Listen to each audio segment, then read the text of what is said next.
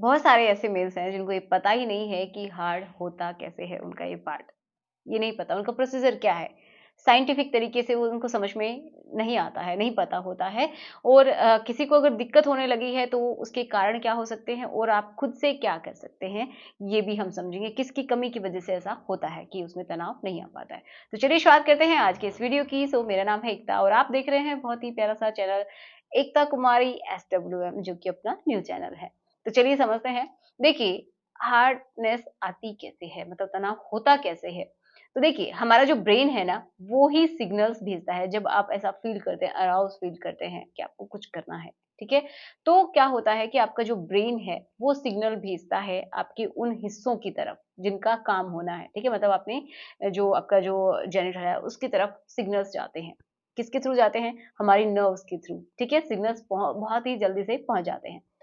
वहाँ पे जाके जो सिग्नल्स हैं वो एक मैसेज देते हैं कि वहाँ की जो ब्लड की जो वेसल्स हैं उनको फैला दी जाएँ, ताकि जो ब्लड है वहाँ पे आसानी से आके भर जाए। ओके? तो ऐसा ही होता है कि जो ब्रेन सिग्नल भेजता है तो वहाँ की जो ब्लड की वेसल्स है वो फैल जाती हैं और ईज़िली ब्लड वहाँ पे फ्लो कर जाता है। ब्लड का फ्लो जब उस तरफ होता है तो वहाँ पे कुछ टिश्यूज़ होते हैं जो कि स्पॉन्जी टिश्यूज़ होते हैं, जिनके अंदर जाके ब्लड भर जाता है। समझिए गड्ढे जैसे होते हैं, उनके अंदर भर जाता है, तो फिर वो जो आपका जो पार्ट है वो लंबा भी हो जाता है एंड उसकी जो चौड़ाई है वो भी बढ़ जाती है, जिससे वो बहुत ज़्यादा हार्ड फ़ील होता है। ओके? तो ये एक प्रोसेस होता है।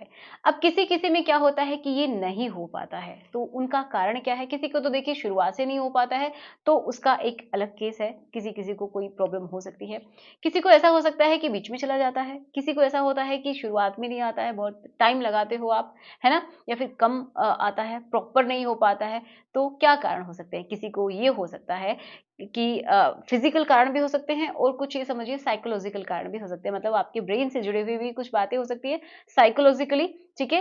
एंड कुछ होती हैं जो आपकी बॉडी में कोई दिक्कत हो।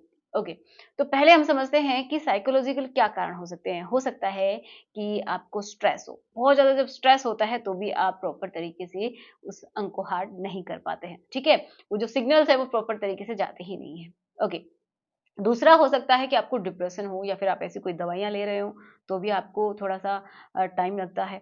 या फिर क्या हो सकता है कि आपकी कोई हिस्ट्री रही है, जिसकी वजह से आपको बुरा फ़ील हुआ हो, आपकी पार्टनर आपको कभी बोला हो, कुछ आपके इस हिस्से के बारे में जो कि आपको बहुत ज़्यादा फ़ील हुआ हो, जिसकी वजह से भी ऐसा हो सकता है। कभी बोला हो कि आपका टाइमिंग कम है या फिर साइज़ कम है, जो भी, ठीक है? जिसकी वजह से क्या हो जाता है कि वो जो हिस्ट्री है, वो आपके माइंड में आ जाती है और उसकी वजह से आप एक अचानक से स्ट्रेस में आते हैं और आपका जो तनाव है पूरी तरीके से खराब हो जाता है, नहीं कर पाते हैं, ठीक है? तो ये भी कारण होते हैं साइकोलॉजिकल। अब कुछ कारण ऐसे होते हैं जो कि फिज़िकल कारण हैं, जैसे कि आपकी बॉडी से जुड़े हुए। कैसे हो सकते हैं? कि हो सकता है कि आपके अंदर आपकी बॉडी के अंदर कोई डेफ़िशिएंसी भी हो सकती है, उसके बारे में बात करेंगे, लेकिन पहले बात करते हैं क्या कारण होते हैं। हो सकता है कि आपको डायबिटीज़ हो, जिसकी वजह से आपको प्रॉब्लम आ रही है, उसमें भी प्रॉब्लम आती है। दूसरा आपको हाई बीपी की प्रॉब्लम है, ये भी हो सकता है। कोलेस्ट्रॉल का लेवल आपका ज़्यादा हो सकता है, उसका लेवल बढ़ गया है, ठीक है? या फिर कोई जो ब्लड वेसल्स हैं उनमें कोई भी ब्लॉकेज आ गए हैं या फिर वहाँ पे स्वेलिंग आ गई है, ये भी कारण होते हैं। और सबसे इम्पोर्टेंट हार्मोन्स का इम्बैलेंस। अगर आपके हार्मोन अच्छे नहीं हैं, आपका टेस्टोस्टेरोन अच्छा नहीं है, तो भी आपको दिक्कत आ सकती है। प्रॉपर वहाँ पे ब्लड फ्लो नहीं होगा, ठीक है? या फिर आपकी बॉडी के अंदर नाइट्रिक ऑक्साइड की कमी है, जो कि हमारी बॉडी खुद ही बनाती है, ओके? तो भी आपके अंदर ये प्रॉब्लम आ सकती है। कुछ ऐसी डेफिशिएंसी होती हैं, जिनकी वजह से भी ऐसा हो जाता है, जैसे कि जिंक की कमी है आपके अंदर, ठीक है? कुछ मिनरल होते हैं जिनकी कमी हो जाती है, कुछ विटामिन्स होती है, जैसे विटामिन B3 है, विटामिन D3 है, इनकी कमी भी हो सकती है ना? जिसकी वजह से भी क्या होगा आपके अंदर प्रॉपर तनाव नहीं आएगा। तो ये कुछ डेफिशिएंसी भी होती हैं एंड कुछ आपकी बॉडी में कारण भी जो प्रॉब्लम्स हैं वो भी हो सकती हैं जिसकी वजह से आपको तनाव नहीं आता है। अब आप घर पे रह के क्या कर सकते हैं? देखिए डॉक्टर्स क्या करते हैं ज़्यादातर जिनको ये प्रॉब्लम आ रही है तो उनको कुछ दवाई भी दे सकते हैं, एलोपैथिक जो दवाइयाँ होती हैं वो भी यूज़ करते हैं बहुत सारे लोग जैसे कि वाइग्रा होती है। लेकिन ये परमानेंट सॉल्यूशन नहीं है, ये टेम्परेरी तौर पे ही दी जाती है, जब आपको करना होता है उससे 1 घंटे पहले ऐसे कुछ आपको लेनी होती है और जब काम होने के बाद फिर आपको ऐसा नहीं है कि दोबारा से और दवाई लेने के बाद आप ठीक हो जाएँगे, ऐसा नहीं होता है। इसका डोज़ अगर आप डेली बेसिस पे आप इसको इस्तेमाल करते हैं तो इसका डोज़ भी बढ़ाना पड़ सकता है जो कि अच्छा नहीं है, बहुत सारे साइड इफ़ेक्ट्स भी होते हैं इसके। इसके बाद अगर आप कंटिन्यू आप इस्तेमाल करते हैं तो आपका परमानेंट भी तनाव जा सकता है। ठीक है, तो बहुत सारे साइड इफेक्ट्स भी होते हैं, तो बिना डॉक्टर के प्रिस्क्रिप्शन के आपकी ये सारी दवाइयाँ कंटिन्यू आपको नहीं लेनी। कभी कभार आपने इस्तेमाल कर ली कोई ओकेजन पे, तो वो आप अलग बात है।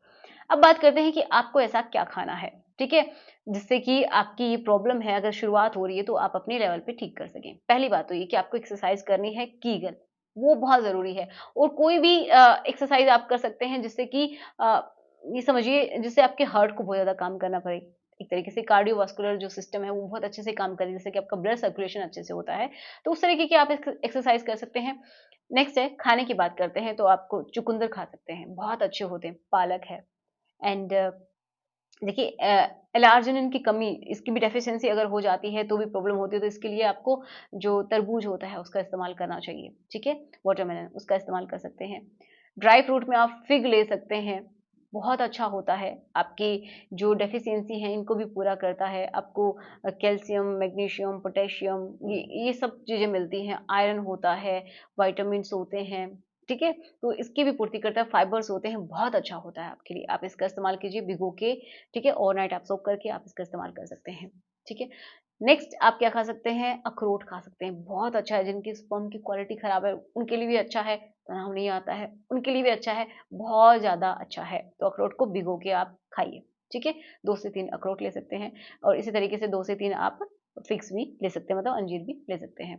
डार्क चॉकलेट आप बहुत अच्छी होती है, टेस्टोस्टेरोन को भी बूस्ट अप करती है, मूड एनहांस करती है, बहुत बढ़िया है, तो आप इसको भी इस्तेमाल कर सकते हैं। मीठी वाली नहीं, डार्क चॉकलेट आती है, जिसके अंदर कोकोआ पाउडर होता है 70 से 80%, वो आप इस्तेमाल कीजिए। और क्या ले सकते हैं? जितने भी ग्रीन लीफी वेजिटेबल्स हैं, खट्टे फ्रूट्स हैं, उनको आप लीजिए, बहुत बढ़िया हैं आपके लिए। ठीक है? तो ये सारी चीज़ें हैं जिनको आप इस्तेमाल कर सकते हैं और आपके लिए हेल्पफुल हैं। तो आशा करूँगी कि आपको समझ में आया होगा कि क्या प्रोसीजर होता है, क्या प्रॉब्लम होती है, कैसे सॉल्व कर सकते हैं। तो वीडियो अच्छा लगा है तो बस एक लाइक कर देना, शेयर कर देना जिसके साथ आप कंफर्टेबल हैं। तो चलिए मिलते हैं नेक्स्ट वीडियो में। Thanks for watching, good bye. कोई भी कमेंट है, डाउट है, कमेंट बॉक्स में लिख दीजिए। Good bye.